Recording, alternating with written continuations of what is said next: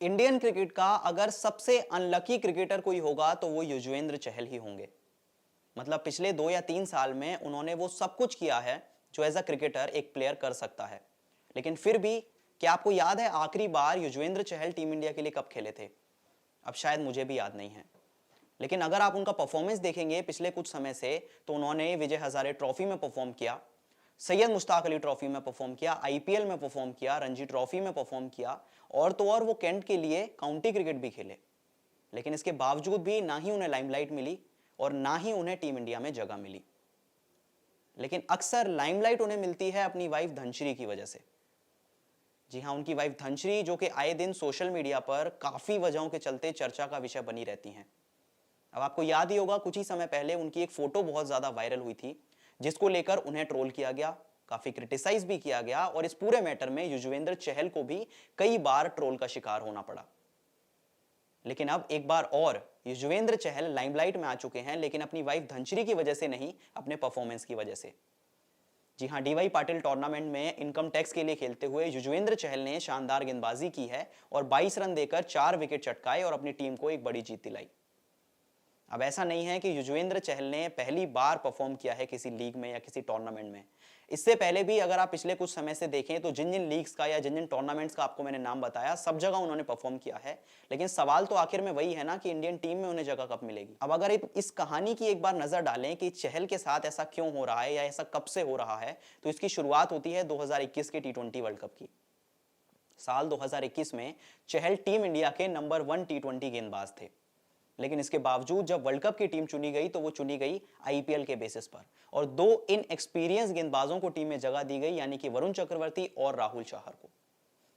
ये सिलसिला यहां रुका नहीं, यहां से शुरू हुआ क्योंकि 2022 के T20 वर्ल्ड कप में भी सेम स्टोरी दोहराई गई और रवि अश्विन और अक्षर पटेल को पूरा टूर्नामेंट खिलाया गया। अब जरूर स्क्वाड में रखा गया चहल को, लेकिन खेलने का उन्हें एक भी मौका नहीं दिया गया। अब ऐसा नहीं है कि इस पूरे टूर्नामेंट में टीम इंडिया ने सिर्फ बड़े मुकाबले खेले और किसी छोटी टीम का सामना नहीं किया। टीम इंडिया नेदरलैंड्स के अगेंस्ट खेली, बांग्लादेश के अगेंस्ट खेली और तो और जिम्बाब्वे के अगेंस्ट भी खेली। लेकिन सिलेक्टर्स ने या कप्तान ने या फिर कोच ने एक भी मौका नहीं दिया युजवेंद्र चहल को खेलने का। और इसके बाद सबसे रीसेंट अगर चीज की बात करें तो बीसीसीआई के एनुअल कॉन्ट्रैक्ट लिस्ट रिलीज हुई कुछ ही समय पहले, उसमें से भी बाहर कर दिया गया है युजवेंद्र चहल को। मतलब सीधे तौर पर शायद से अब बीसीसीआई ने मूव ऑन कर लिया है युजवेंद्र चहल से। लेकिन अगर आप उनके रिकॉर्ड्स पर नजर डालें या उनके स्टैट्स पर नजर डालें तो फिर एक बार सोचने को मजबूर हो जाने चाहिए सिलेक्टर्स कि क्या वजह है कि इस खिलाड़ी को टीम में जगह नहीं मिल रही है। सबसे पहले अगर एज एन इंडियन सबसे ज्यादा T20 विकेट्स की बात करें तो वो चहल ने चटकाए हैं। 336 विकेट्स हैं इस खिलाड़ी के नाम पर। इसके बाद T20I क्रिकेट की बात करें यानी इंटरनेशनल क्रिकेट की बात करें तो वहां पर भी एज एन इंडियन इस खिलाड़ी ने 96 विकेट चटकाए हैं, जो कि सबसे ज्यादा हैं। अब चलिए, ये तो इंटरनेशनल की बात हो गई। अगर आप आईपीएल की बात कर लें जहां एक से बढ़कर एक खिलाड़ी इस लीग का हिस्सा रह चुके हैं, लेकिन जब इस लीग के सबसे ज्यादा विकेट चटकाने वाले खिलाड़ियों की बात आती है तो सबसे ऊपर होते हैं युजवेंद्र चहल जिन्होंने 187 विकेट चटकाए हैं। और सिर्फ आईपीएल का ओवरऑल टूर्नामेंट नहीं, 2022 में भी युजवेंद्र चहल ने सबसे ज्यादा विकेट चटकाए, यानी कि 27 विकेट उनके नाम पर थे और उन्हें पर्पल कैप मिली। लेकिन इसके बावजूद 2022 के T20 वर्ल्ड कप में एक भी मैच में खेलने का मौका नहीं मिला उन्हें, जबकि खेलने का मौका 2021 और 2022 दोनों में एक ऐसे खिलाड़ी को मिला जो कि लगभग 1-1.5 साल से टीम इंडिया से बाहर था और उस खिलाड़ी का नाम है रविचंद्रन अश्विन। अब ऐसे में आखिर क्या दिक्कत है युजवेंद्र चहल से, ये तो किसी को नहीं पता, लेकिन मौका इस खिलाड़ी को नहीं मिल रहा है। लेकिन जब भी मौका इस खिलाड़ी को मिलता है किसी भी लेवल पर किसी भी टूर्नामेंट में, तो वो अपना 100% देता है।